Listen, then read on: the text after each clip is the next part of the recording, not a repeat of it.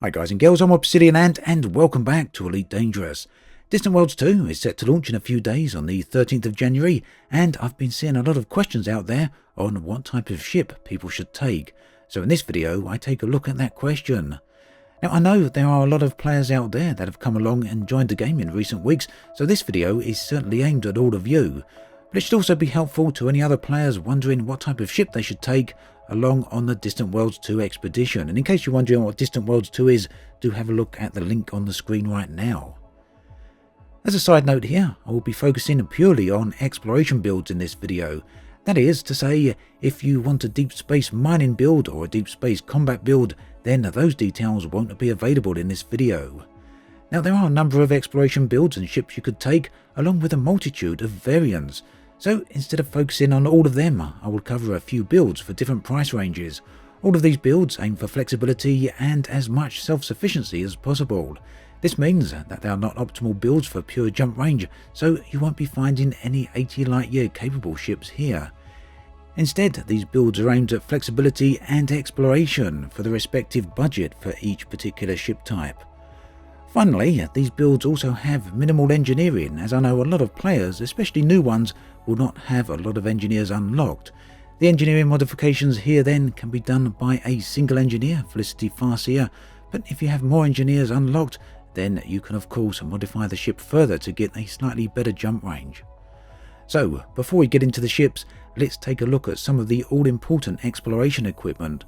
Whilst I could simply show you the ship builds and leave it at that, I think it's better to highlight certain exploration-focused modules. Now, some of these modules are essential, others are recommended, while some are just nice-to-haves. Explaining this aspect will help you customize your builds, meaning that you don't have to necessarily follow the templates that I will be highlighting further into the video. Let's have a look at those modules then. The Frameshift Drive, or the Fsd, is perhaps one of the most important aspects of your exploration build. It's one of the largest aspects that will affect your jump range. Always buy the best Fsd you can afford and engineer it to the highest level you have access to. The Guardian Fsd Booster. Now this is something I personally consider essential. The largest Fsd boosters add in excess of 10 light years to the jump range of your ship. The trouble here though is that it requires you to have unlocked the boosters from the Guardians. The instructions on how to do this you can find if you check out YouTuber Exiguous's guide, and you can see a link for that in the video description below. For reference, the unlock takes between 2 to 3 hours of gameplay, although it can be done in less, so there's still time for you to do this if you have a few hours of playtime spare between now and the Distant Worlds 2 expedition. Ultimately though, I think it's well worth it. It does add to the cost of the ship, and therefore I haven't included it on the budget ship builds. Now, fuel scoops are extremely important for exploration. These allow you to refuel a ship by scooping from stars. The thing to keep in mind here is that the faster you scoop, the faster you can begin the next hyperspace jump. Long distance travel is very much time focused, so the more time you can save here, the quicker your overall journey will be. Bottom line, go for the largest and best fuel scoop you can afford. Not all of my recommended builds include the best fuel scoop, as they do get very expensive.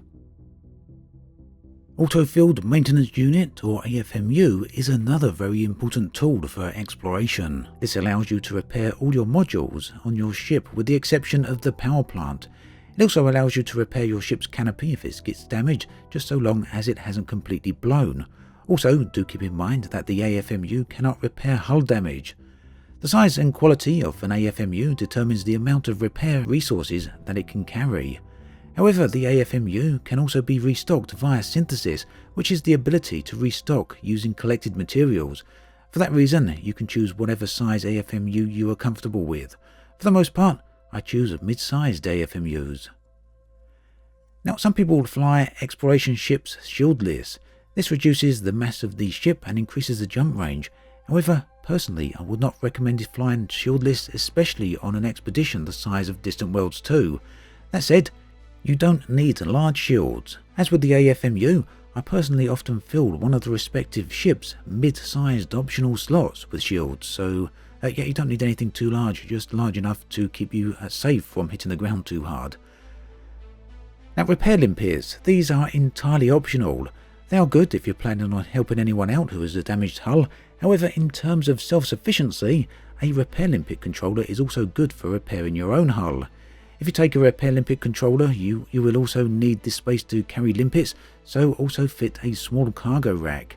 Now, you won't necessarily need to take limpets along with you, as you'll be able to manufacture these en route through the ship's synthesis options. The detailed surface scanner. This is essential. If you want to shoot probes at planets and detect surface locations to land at, then you will need one of these. Surface locations include geological items such as fumaroles or geysers. If they are present, you'll also be able to detect biological surface locations. Personally, I wouldn't go anywhere without a detailed surface scanner when you're exploring. Mining laser. Now, this is entirely optional. The mining laser allows you to collect material resources from asteroids.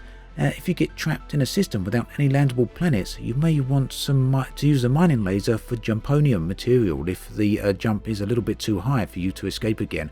It doesn't happen often, but sometimes people do get trapped in this way. Now, like I say, it's not essential and I haven't included it on any of the builds listed here, but it could theoretically come in handy. This largely depends on your jump range though, or if you intend to use jump boost synthesis. Heat sinks are pretty much essential for an explorer. There's relatively few places you will come to harm whilst exploring, and nearly all of these locations that you can harm yourself in will be entirely due to your own mistakes, and I've done this a few times myself, hitting the ground or crashing into a sun by getting too close to it. Now, if you do come too close to a star, depending upon your ship build, you may overheat. So heat sinks come in very handy for this, and as they only impact minimally on your jump range, it means you can't really lose here by taking one along. Weapons and chaff, do we need them? Well, this is a bit of a tricky one. Any weapons that you can fit onto your ship will be entirely useless for defense purposes against NPCs, players or Radians, and this is so simply because exploration builds are no good for combat. However, this doesn't mean that you shouldn't take a weapon or chaff. The latest update to Elite Dangerous introduced life forms into space. These aliens might potentially react to chaff and weapons. Indeed, they do have different interactions and you can find different traits by doing so. And this will be important if you want to interact with space-based life and receive complete codex updates. Personally, I'm taking a pulse laser and chaff purely for this reason, but bottom line, these are optional and for the most part, you won't need them. Of course, the cargo rack. If you have a spare optional module slots available, then you may as well take a cargo rack with you. This will not reduce your jump range all the time that your cargo hold is empty. That covers the modules for the most part, but for exploration builds you will often see a recommendation, and this is people suggesting that you either derate your modules or undersize them. That's your core modules. Essentially, this means using smaller or lower quality modules than you normally would. This gives you the benefit of reducing the mass of your ship, thus gaining increased jump range. It also means using less power, which will help your ship run colder. Both of these are ideal for exploration ships. Now, with this information on modules, you should be in a pretty good position to build your own exploration ship.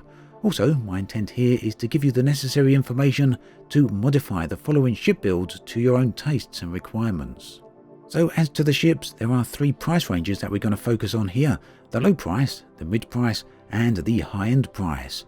Also, the aim is to get a minimum of 50 light-year jump range whilst retaining flexibility, and of course it is possible to get greatly above that, but 50 is a very good number for the price. If you want higher jump ranges, just dump a few of the nice-to-have modules. Also, if you have access to many of the engineers, then that's also an option to increase jump range that we're not covering here. Finally, you will also need to disable some of the modules for power-saving purposes. Activate them only when you need them. Also, you will notice that many of the ship builds here include a size 4 vehicle hangar, which allows you to take 2 SRVs with you. Now, this is recommended on Distant Worlds 2, as you will be out in space for up to 20 weeks, plus the return journey. With no option to restock on a lost SRV, it's a good idea to take a spare. However, if you don't feel the need for this, you can increase your jump range by taking a smaller SRV hangar. The Diamondback Explorer is a truly fantastic ship. It has an awesome jump range, one of the best in fact, and has a reasonable amount of flexibility.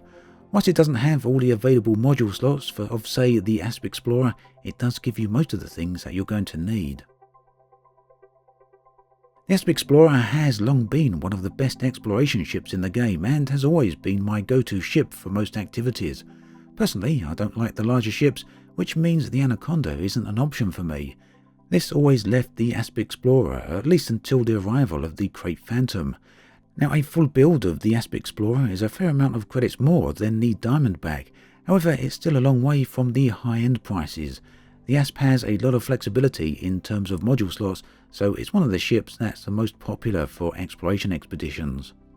The Quake Phantom, in my personal opinion, is now the best exploration ship in the game, not necessarily in terms of jump capability, but in terms of mid-sized ship, with having all the flexibility that you need. Whilst it might not have the full range of the Anaconda, for example, the Quake still has vastly more options than the Asp Explorer. For me then, I price the Quake at the high end. Why no Anaconda? Well, personally, in terms of pure exploration builds, I feel that now the Quake Phantom is available, that the Anaconda isn't really necessary. However, I do fully realise that a lot of people love the Anaconda, and with good reason, so whilst I'm not going to highlight the Anaconda in this video, there will be a link available for it in the video description. Do have a look. So the builds for all of these ships you can find linked below in the video description, along with everything else. I'd also like to thank Shan for his help with some of the recommendations in this video. Distant Worlds 2 then, happening very soon. Everything you need to know listed in the video description. As always, thanks for watching, and I'll catch you guys and girls next time.